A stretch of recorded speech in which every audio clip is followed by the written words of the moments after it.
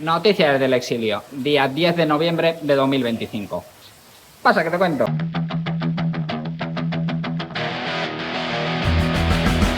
Hoy vamos a hablar de cómo José Luis Rodríguez Zapatero ha sido incluido entre las 5 personas que dirigen la narcodictadura de Maduro, y vamos a hablar también de cómo el Partido Popular está rechazando una moción de censura que podría terminar con Pedro Sánchez en la calle. Pero antes de nada, unas cuantas cosillas. Lo primero es que ayer no pude hacer vídeo, como muy probablemente os disteis cuenta, y es que tuve que viajar bastante. Esto se va a reproducir durante esta semana. Esta semana es posible que durante algunos días no haya vídeos porque tengo que viajar un montón y no sé si me dará tiempo, si tendré la localización adecuada.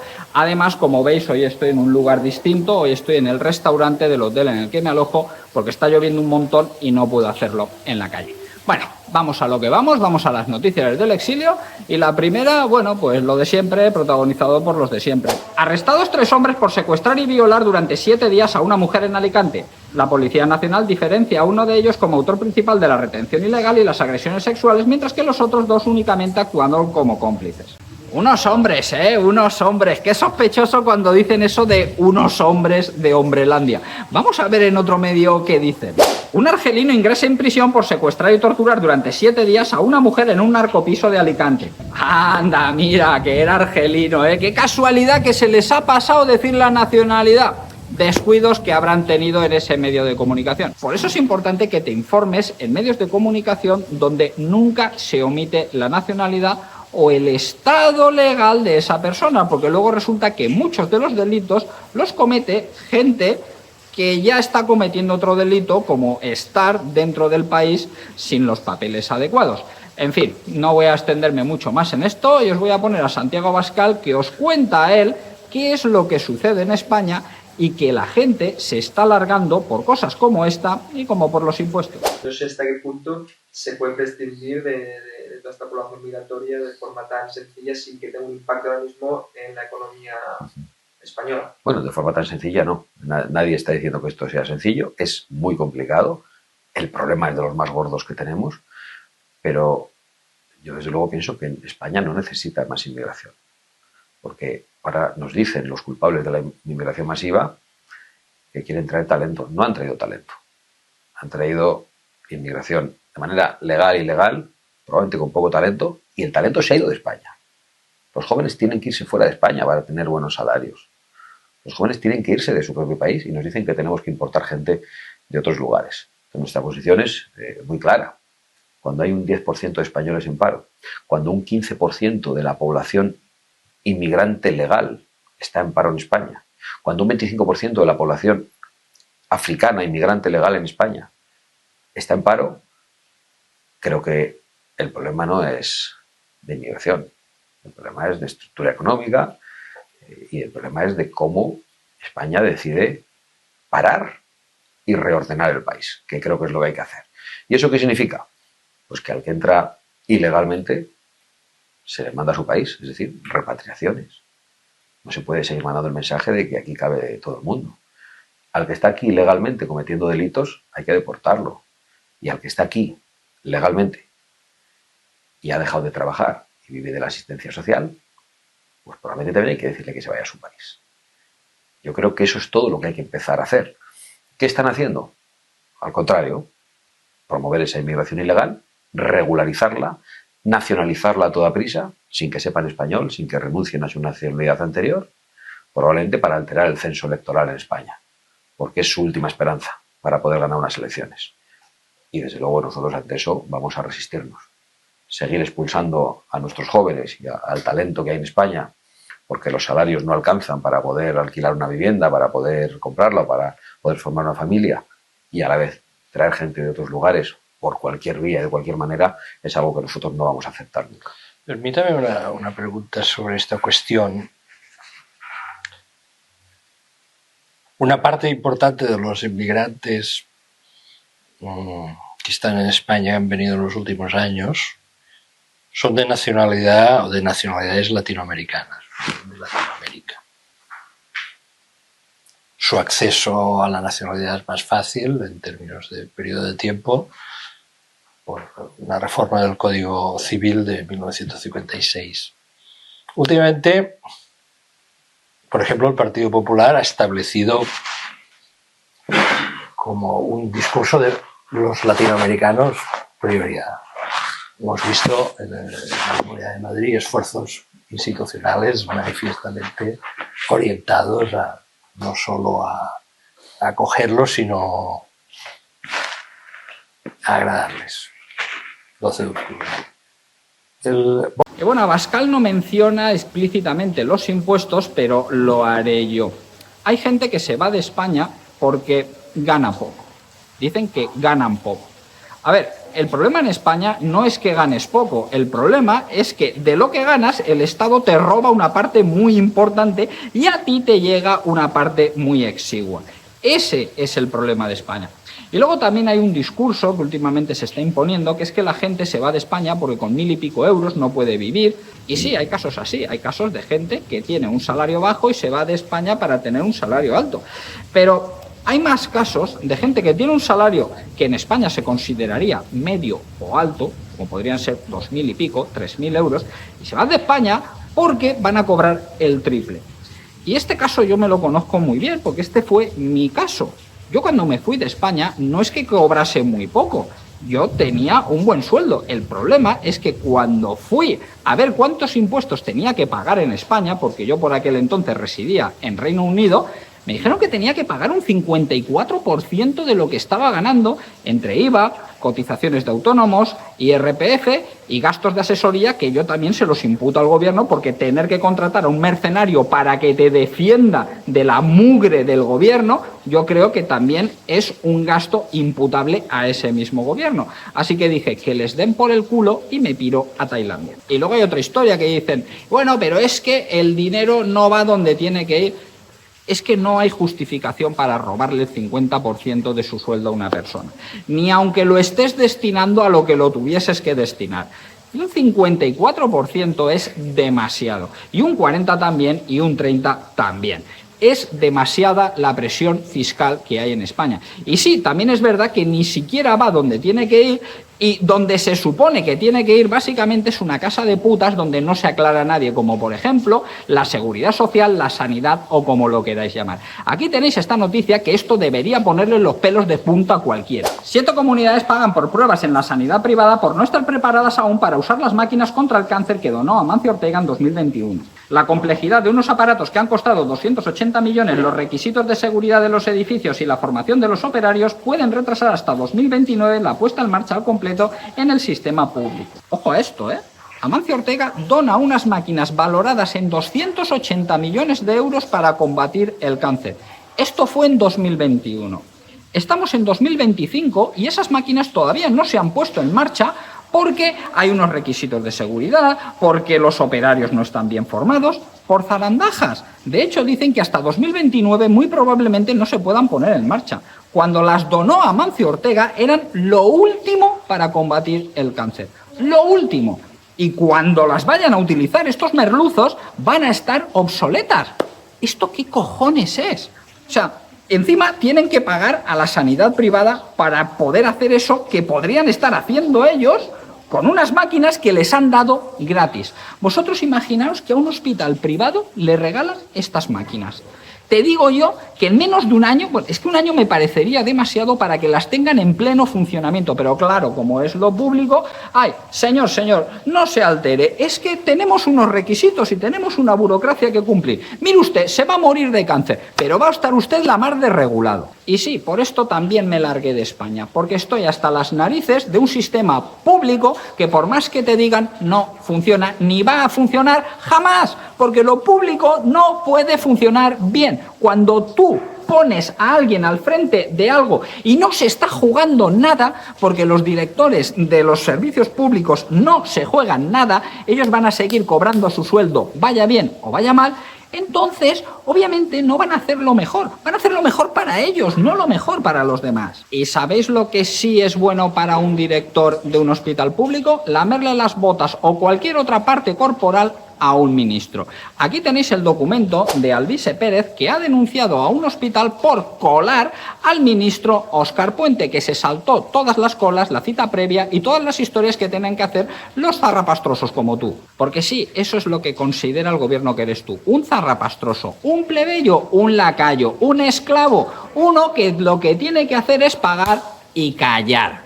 Bueno, por eso y porque no quería pagar plantaciones de café con perspectiva de género en Etiopía. El gobierno entrega 200.000 euros para producir café con perspectiva de género. España destina casi 1 millón de euros a diversas partidas de ayuda a Etiopía. En fin, vamos a seguir hablando de corrupción socialista. El Partido Socialista asume que Ábalos utilizó el partido para blanquear dinero, pero descarta presentar una querella contra él. En Ferraz creen que Ábalos y Koldo pudieron registrar tickets falsos o que no eran suyos para recibir dinero en efectivo que no les correspondía. Es decir, que se supone, según este medio, que en el Partido Socialista se han dado cuenta que los tickets que presentaban Koldo y Ábalos no eran suyos. Es como si tú vas a un colega y le dices, oye, mira, dame los tickets de esta comilona que te has pegado con tus colegas, yo se la presento a mi partido y mi partido me da el efectivo como si yo eso lo hubiese gastado en representación del partido o lo que sea. Y el Partido Socialista, a pesar de conocer esto, descarta poner una denuncia. ¿Por qué? Pues muy sencillo, porque ya tienen bastante. Ahora vosotros imaginaros que se descubre que estaban dando dinero por cosas que no correspondía. ¿Y qué ha dicho José Luis Ábalos? Pues José Luis Ábalos ha contestado en un tuit. De ser ciertas las fuentes a las que se refiere el Español, quiero advertir de que nunca he usado mi cargo de secretario de organización del Partido Socialista para actuaciones ilícitas y mucho menos para blanquear dinero. Y si tales fuentes lo creen así, lo responsable de cara a la organización y a la sociedad es que aporten toda la documentación de cuántos gastos y pagos se han hecho a todos y cada uno de los miembros de la dirección del partido desde 2017 a 2025 sin excepción. Y lo mismo de todos los gastos de mis antecesores en los últimos 20 años. Así saldremos todos y todas de dudas. Básicamente aquí lo que está diciendo José Luis Ábalos es que si tenéis pelotas, no publiquéis solo lo mío, publicad lo de todos los demás porque esto lo hacíamos todos. Y hablando de socialistas en problemas, el que está metido en un marrón curioso es José Luis Rodríguez Zapatero, porque en Estados Unidos ya lo han metido como uno de los dirigentes de una narcodictadura. Trump incluye a Zapatero entre las 5 cabezas más influyentes en Venezuela. Empieza a circular el rumor de que ya se habría vetado la entrada al expresidente español en Estados Unidos. O sea, tenemos a un expresidente del gobierno de España que muy pronto va a ser acusado en Estados Unidos por colaborar con una narcodictadura. ¿Y qué va a hacer España al respecto? Es decir, en el caso de que se formalice una acusación, ¿van a mandar a José Luis Rodríguez Zapatero a que sea juzgado a Estados Unidos? ¿O van a hacer como otros regímenes en los cuales ocultan y esconden a esas personas? Porque a mí me da que va a ser lo segundo. Y esto podría traer consecuencias nefastas para España. Y lo de José Luis Rodríguez Zapatero se puede demorar un tiempo porque primero tiene que declarar el Pollo Carvajal, este exdirigente del régimen chavista, pero al que le queda poco tiempo es a Ángel Víctor Torres. Ángel Víctor Torres, todos sabíamos desde hace mucho tiempo que algo tenía que ver con las mascarillas, pero cada vez van saliendo más y más y más pruebas. ¿Y qué ha hecho Ángel Víctor Torres? Pues salir a acusar a la extrema derecha y todo este rollo. Aquí tenéis la noticia de lo que va a suceder con Ángel Víctor Torres. 1/3 de los contratos de COVID del gobierno de Torres se dio a empresas ajenas a la sanidad. Un demoledor informe del Tribunal de Cuentas Canario desvela múltiples irregularidades en adjudicaciones millonarias. Sí, durante el COVID se adjudicó a empresas que no tenían nada que ver con la sanidad la adquisición de productos sanitarios. Luego, qué extraño que esos productos sanitarios eran una mierda y no se podían utilizar. Pero es que además aquí tenéis la lista de las empresas que más pasta recibieron del gobierno canario. Y como podéis ver, la tercera, con 12.288.332 euros, es Soluciones de Gestión y Apoyo a Empresas SL. Soluciones y Apoyo a Empresas SL. ¿Os suena? ¿Os suena esa empresa? Porque a mí sí me suena. Esa era la empresa de Aldama y Koldo García. Y me vais a perdonar, pero es que tengo aquí un gato jugando con mis pies. ¿Tú qué pasa? Saluda a la cámara. Y bueno, una vez lidiado con el intruso, vamos a seguir hablando de corrupción socialista, o mejor dicho, del fiscal general del gobierno socialista. Porque aquí tenéis la defensa que se le propone, que esta señora dice que ella sabe redactar los informes, pero que se los dictaba el fiscal general del Estado. Sí, sí. Pero esta nota la había hecho usted. Esa nota la había hecho yo. Al dictado del fiscal general. En parte no me dicto nada, ¿eh? ¿Perdón? Que en parte no me dicto nada. También soy capaz de redactar algunos párrafos. En concreto, en estos 2 emails se lo tuvo que dictar porque no los tenía, ¿no? Eso es. Y veréis, este juicio está dando mucho que hablar porque es que además tenemos a todo un presidente del gobierno intentando influir en los jueces. Aquí tenéis las declaraciones de Pedro Sánchez. El gobierno de España, por supuesto que cree en la inocencia del fiscal general del Estado y tras lo escuchado y visto esta semana, más aún. Sí, pero si le condenan, ¿seguirá manteniendo esa opinión de que es inocente? Respeto su pregunta, pero le digo que desde luego creo que la verdad se acabará imponiendo y la verdad es que el fiscal general del Estado es inocente. Yo no sé si os acordaréis, pero hubo un tiempo en el que los presidentes del gobierno, cuando se les preguntaba por estas cosas, solían decir cosas como: yo como presidente del gobierno no quiero influir en las decisiones de un juez, así que confío en la justicia y lo que digan, pues eso será y eso acataré. Pero el presidente del gobierno dice que él sabe que es inocente y que los jueces, al parecer, deben ser fascistas o deben ser iba a decir del Partido Popular, pero no, deben ser de Vox, porque para atacar al Partido Socialista hay que ser de Vox. Y vamos con la noticia tonta del día, que no lo es tanto.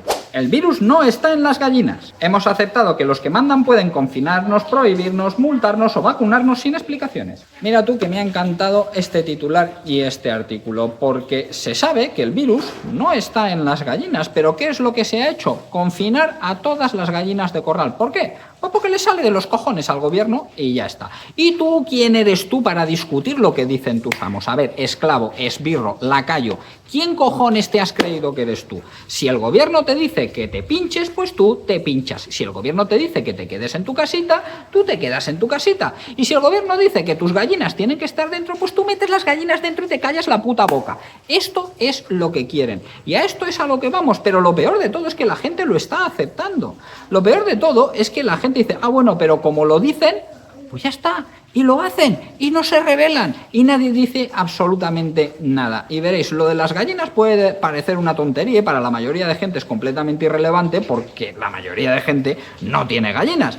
Pero la cuestión de fondo es: ¿por qué tienes que obedecer una orden que sabes que es estúpida? ¿Por qué tienes que obedecer una orden que sabes que no tiene nada que ver ni con la ciencia, ni con lo que está sucediendo, ni nada de nada? O incluso mejor, ¿por qué tienes que obedecer una orden que no te sale de los cojones y que tú no estás perjudicando a nadie? Y ojo, porque lo de las gallinas tiene bastante más enjundia de lo que parece. Uno de los planes de la élite es que no tengas animales que te puedan proveer alimento en tu casa, porque alguien que tiene animales que le proveen de alimento en casa es alguien que puede ser independiente en un momento dado y no depender de las ayuditas y de las prebendas del gobierno. Alguien que tiene gallinas, que tiene vacas, que tiene su campito, no depende del gobierno para comer cuando las cosas se pongan putas. Y eso es peligroso para el gobierno. Un gobierno que ya no gobierna. Un gobierno que ya ni gobierna, ni legisla, ni nada de nada, porque Junts per Catalunya les ha dado una patada en el culo. ¿Y por qué lo de Junts per Catalunya? Pues Junts per Catalunya le ha dado la patada en el culo no porque ahora a Pedro Sánchez le parezca un socialista de mierda, no, porque les está pisando los talones Alianza Catalana. Aquí tenéis este artículo.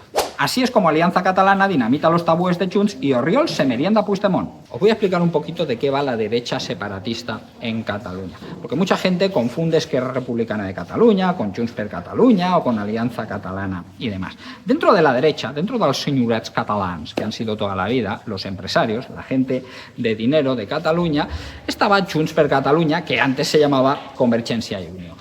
Y básicamente este partido es un partido de derechas, un partido muy de derechas, pero orientado sobre todo a la clase alta de Cataluña, a los empresarios. Y claro, aunque son de derechas, les favorece cosas como la inmigración masiva. ¿Por qué? Porque es mano de obra barata que va para esos empresarios que pueden mantener sus empresas por mucho menos dinero. Que luego alguno dirá, pero si la mayoría no trabajan. Sí, cierto, muchos no trabajan, pero otros sí, y presionan los salarios a la baja. Y esto le beneficia mucho a las élites catalanas. A todos aquellos que, total, que hay mucha inmigración y hay mucha delincuencia en Cataluña. Bueno, da igual. En tu casa con tus muros de 10 metros y con tus escoltas no te va a pasar absolutamente nada. Ese marrón se lo van a comer la gente que vive en los barrios obreros, no las élites. Pero Alianza Catalana es un poco diferente. Alianza Catalana sí está totalmente en contra, radicalmente en contra de la islamización de Cataluña, de la inmigración, y de hecho su discurso muchas veces se tacha de xenófobo y racista. Un discurso que ya lo quisiera yo en algunos otros lugares. ¿Y sabéis lo que pasa? Que muchos de los votantes de Junts per Catalunya no son empresarios, se están dando cuenta de todo esto y se están pasando a Alianza Catalana. Y ahora Junts per Catalunya tiene que ir cambiando su discurso con los temas de inmigración y con otros temas en los cuales Alianza Catalana les está dando caña, como por ejemplo el hecho de estar aliados con socialistas en un gobierno opresor que llaman ellos, que es el gobierno de España. Por eso, Junts per Catalunya ha roto el gobierno con Pedro Sánchez. Y ahora sería un momento ideal para presentar una moción de censura y tirar a tomar por culo a Pedro Sánchez. Pero el Partido Popular dice que tururú. El Partido Popular rechaza una oferta de Junts para apartar a Sánchez con una moción de censura instrumental sin Feijóo. Génova lanza un ultimátum a Puigdemont. Si quieren echar a Sánchez, que nos llame y esa misma tarde presentamos una moción de censura real. ¿Qué pasa? Que Junts per Catalunya quiere una moción de censura, pero no quiere que sea Feijóo quien se presente como candidato. Recordemos que las mociones de censura significan que quieres echar al presidente del gobierno, pero tienes que presentar un candidato alternativo. Es decir, tienes que presentar a alguien que vaya a suceder a ese presidente del gobierno en caso de que prospere la moción de censura. Recordaréis cuando Vox, por ejemplo, propuso a Ramón Tamames. Pues bien, Puigdemont dice que estaría dispuesto a una moción de censura, pero sin Feijóo. Que no sea Feijóo ese candidato. Y claro, el Partido Popular dice, ay, es que si no ponemos al nuestro, entonces no. ¿Y sabéis por qué? Pues sencillamente porque si se presenta un candidato cuya única intención sea convocar elecciones de nuevo y no estar ahí en el poder hasta que se agote esta legislatura, entonces el Partido Popular se llevaría un varapalo tremendo, porque ahora mismo Vox en las encuestas está entre los 75 y los 65 escaños. Es decir, que incluso en las encuestas más pesimistas para Vox doblan el número de escaños que tuvieron en las elecciones pasadas. Esto no se lo puede permitir el Partido Popular. El Partido Popular necesita que Vox se pegue un batacazo o al menos no suba todo lo que está subiendo, porque si no, se les va a acabar esta tontería, este discurso, este meme que tienen últimamente de que el Partido Popular es el voto útil, que hay que concentrar el voto en el Partido Popular para luchar contra el sanchismo, cuando realmente Partido Popular y Partido Socialista son exactamente lo mismo. Mirad, aquí os lo recuerda González Pons. En Bruselas somos coalición con el Partido Socialista. Somos coalición desde hace mucho tiempo con el Partido Socialista y con los Verdes. Y seguiremos siendo coalición con el Partido Socialista y los Verdes. Y, por si alguien no se ha enterado, Ursula von der Leyen es del Partido Popular. Y vamos a pasar a noticias económicas y esta noticia puede que te interese. La ONU alerta, la inteligencia artificial podría destruir más de 8 millones de empleos en España para 2033. Las inteligencias artificiales van a ser otra revolución en la humanidad, como fue la revolución agricultural, como fue la revolución industrial, pues va a ser la revolución de la inteligencia artificial. Y a mucha gente esto le va a pillar en bragas, mucha gente esto le va a pillar por sorpresa y luego va a decir que es que las inteligencias artificiales les han quitado el trabajo. No. Las inteligencias artificiales, claro que van a quitar muchos trabajos y van a desaparecer, pero tendrán que aparecer otros, igual que sucedió en la revolución industrial, en la revolución agraria y demás. Claro que va a haber gente que va a perder su trabajo, pero va a ser gente que no se va a actualizar, gente que no va a seguir el ritmo del mundo y gente que va a estar ahí, es que hay que prohibir. ¿Cómo que hay que prohibir? Si tú prohíbes las inteligencias artificiales, las puedes prohibir en tu país, Otros países las van a utilizar y te van a pasar por encima. ¿Sabéis qué países se negaron en las antiguas revoluciones? Por ejemplo, África. ¿Cómo quedó África? Siempre que hay una revolución hay gente que se niega a ello porque pierde su estatus. Y es inevitable, las revoluciones suceden. Te pueden gustar más, te pueden gustar menos, esta en concreto hay mucha gente que no le va a gustar, pero está ahí y lo único que puedes hacer es adaptarte. Y vamos a pasar a noticias internacionales y esta noticia a mí me ha pillado por sorpresa. El director de la BBC dimite por las acusaciones de sesgo contra Trump y a favor de Hamás. Su dimisión llega junto a la de la directora ejecutiva de noticias Deborah Turner tras la emisión de un polémico documental. Os explico de qué va esta movida. Salió un documental en la cual se demostraba que en la BBC manipularon un discurso de Donald Trump adrede. Es decir, pillaron cachos del discurso para que pareciese que decía una cosa cuando realmente no quería decir esto. Y eso fue en la BBC. Así que después de este documental y después de demostrarse que manipulaban, el director de la BBC y la directora de noticias han dimitido. ¡Qué putos principiantes! Mirad lo que ha dicho Radio Televisión Española. Dimiten 2 directivos de la BBC por varias acusaciones de parcialidad. Dejan su cargo el director general, Tim David, y la directora ejecutiva de noticias, Deborah Turner. La presión sobre la cadena pública británica aumentó desde que el periódico The Daily Telegraph publicara esta semana un informe interno sobre la edición de un discurso de Trump en la que parece que el presidente alentó directamente el asalto al Capitolio. En Radio Televisión Española se hacen eco de esto mientras siguen haciendo exactamente lo mismo por lo cual ha dimitido el director de la BBC. ¿Para cuándo cerrar este chiringuito infecto que es Radio Televisión Española? Y la frase del día de hoy es: tu trabajo no te lo va a quitar una IA, tu trabajo te lo va a quitar un tío que sabe manejar una IA mientras tú sigues manejando herramientas del pasado.